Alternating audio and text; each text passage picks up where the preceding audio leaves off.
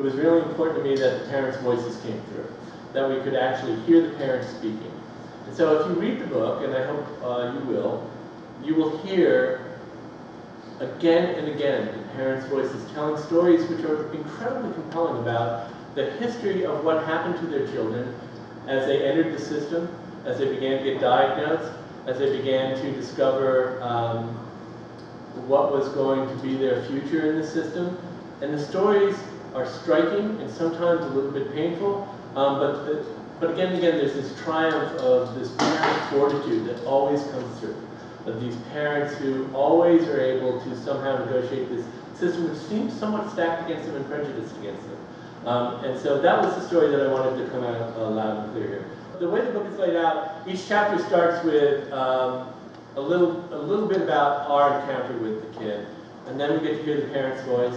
Then the staff talks a little bit about what they have experienced with the child, and then we talk about our program here at Rebecca School, why we do what we do. And then Dr. Greenspan weighs in each chapter on how to make the program better, and how to make it truer to the model, and what's missing from the program. And he had tremendously high respect for this school. He really consulted from second one on this school, every aspect of the school. But as high as his respect was, he held us to a tremendously high standard and was extremely critical of our work and always wanted it to be better and always pushed us. And so after the staff talks about Dr. Greenspan comments, when we say to a youngster, hey, that's kind of neat, how about this one? And we make our own weird noise, we create an interaction and start having fun together. So rather than parroting back what Gabriel has said, I recommend making another sound that's kind of complementary, that extends it, and together we make music out of it. We want Gabriel to be idiosyncratic, unique, and special, but we want him to do so in a social context. What makes someone maladaptively idiosyncratic is that he does it in a way that isolates him, or leads him to self-absorption. What makes somebody interestingly idiosyncratic and creative is that he does it in a social and interactive context.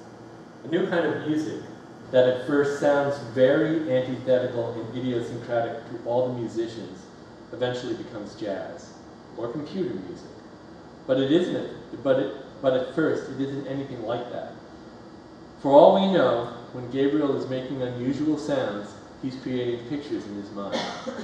He's a very visual guy, and he may have some multisensory experiences. He may be seeing pictures that are quite beautiful, and maybe he will tell us about that someday, but not if we don't respect what he's doing. So when we make it interactive, we bring it to a higher plane, and no longer do we just have unusual idiosyncratic sounds. We have music with his voice. I would bring in also musical instruments and work on singing and making different sounds.